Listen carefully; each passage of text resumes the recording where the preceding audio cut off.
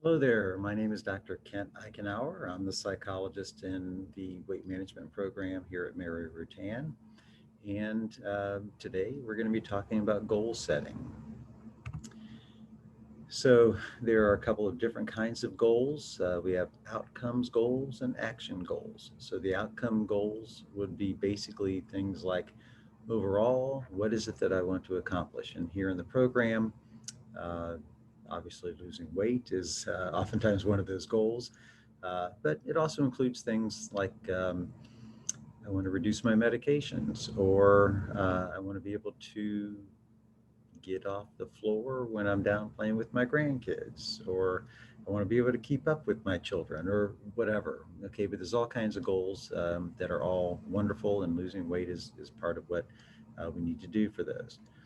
So the action goals are basically how are we going to accomplish whatever our outcome goal is.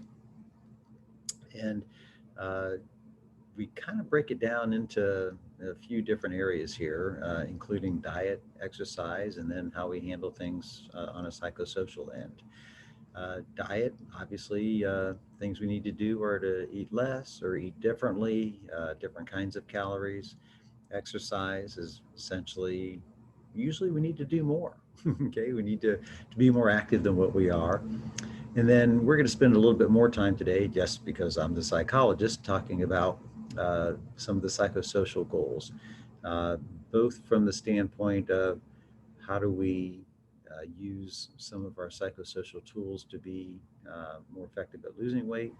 But as I say so frequently, the real key is how can we use these psychosocial tools to be able to keep the weight off? That really is more, I guess, more critical than anything here. So, SMART goals may be a term that you're familiar with. Um, we like to refer to those a lot here in the program. And SMART goals, basically, SMART stands, it's an acronym for a number of different ways that we can try to make our goals as effective as we can. So, breaking them down, the S stands for specific. Essentially, that means that the goal is clearly defined, that it's not vague. It's so easy to say, I just want to drop a few, pant sizes, or I just want to exercise more. But can we be more specific and say, I want to increase my steps by 1,000 steps a day? Or, how specific do I want to make how much time that I exercise each week, or how many calories that I'm going to take in? But essentially, we're being very specific, which also involves being more measurable. We can answer the question, how much? Okay, so this tells us, have we met the goal or not? Have I actually increased my steps by 1,000 a day, or have I actually reduced my calorie intake by so many calories, or how many types of foods that I eat, that kind of thing. So the A then is this goal attainable? Basically, is it reachable? Um, I will go to the gym 2 hours a day, 6 days a week, right? Yes. Okay. Or how about I will walk 15 minutes during my lunch break for 4 days a week? All right. So that's being very specific, it's being measurable, and it probably is more realistic for most of us.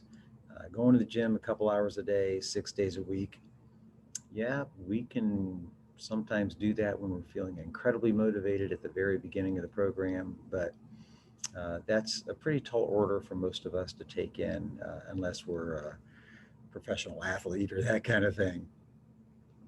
Um, okay, another example I have here is how realistic is it, or how reachable is it? I'm sorry. I'm going to run a half marathon this summer, or I'm just going to be able to walk a 5K. All right. A half marathon may be realistic for some folks, but really walking the 5K may be the more attainable one. Okay, so realistic is just another variation of this. How practical is this goal? Is it going to fit into my life circumstances? And, even on the attainability aspect of it, I talked about going to the gym 2 hours a day. Well, probably more practically speaking, walking 15 minutes during my lunch hour is is a more realistic way of looking at it. But even there, is that really realistic? Are we really going to be able to fit 15 minutes in during our lunchtime? Um, I'll say for myself, yeah, my day, once I get it started, it's not a whole lot of control that I feel like I have over it. So I need to do my exercise in the mornings before I even get my day going. Yes, that is something that is practical for me, practical for probably a lot of you. And then a lot of you, it may not be practical at all.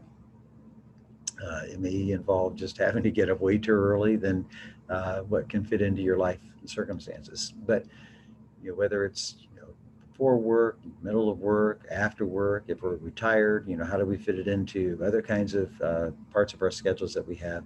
But being realistic is most important. Then the T in the SMART is that it needs to be time oriented. Basically, that there's a finish or a start and a finish. Starting it now is probably the most important way to do things, to set our goals for, I'm going to start this on Monday, okay, or in 2 weeks, or after the holiday, or whatever.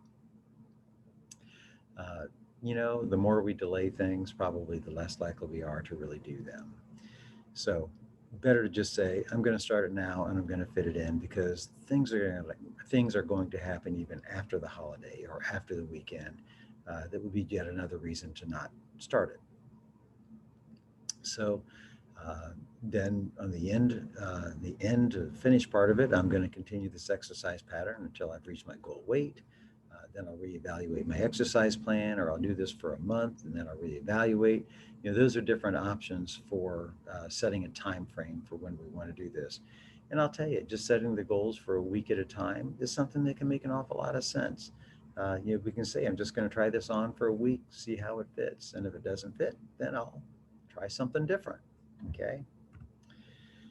So, on these action goals, as I listed at the beginning, we have diet, exercise, and the psychosocial element of it. Let's talk a little bit more from the psychosocial perspective. So, when you think about what kind of psychosocial goals can you set that will essentially be more uh, fitting for helping you to lose the weight in the first place, as well as keeping the weight off, ask yourself some questions here. For starters, how did you define yourself back when you were more thin, before you gained the weight that you're trying to get off now? How did you see yourself? Who did you see yourself as a person? What was your relationship with yourself like, as well as your relationship with other people? How did you like that person that you were back then? And how are you different today? Or how was that person different from who you are today? Or how do you expect yourself to be different when you weigh less? And some of these changes can be things like, how confident were you back then? Um, how assertive were you back then? Did your weight make a difference in how assertive you are or how confident that you felt? And those are just a couple of the areas, but I'll tell you, I think about some of the things that I've heard people say these days is things like, when they've lost weight, they can talk about how other people's reactions to different ideas are that they have at work, or how confident that they feel. I remember one person describing that it is amazing how much better my ideas are in staff meetings now that I've lost a lot of weight. In other words, she felt like people really didn't give her a whole lot of credit back when she was heavier, which is unfortunate. Yeah, that's part of who we all are, that there are judgments that we make about other people. But uh, that's kind of one of our natural human flaws, I think, as well.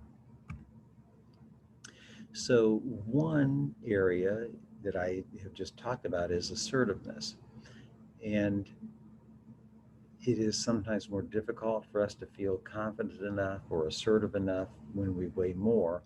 But my suggestion to you is that you start thinking now about how you want to be and start to incorporate that into your repertoire of behaviors, if you will, today, because there's nothing magic really that's going to happen inside of you that says okay, well, now I ought to be more assertive. Okay, now that I've lost, these 20 pounds or 50 pounds or whatever. So for a SMART goal with assertiveness, to try to incorporate that into where you are now, I give a couple of examples here that you might want to try, experiment with. For example, uh, being assertive with our kids.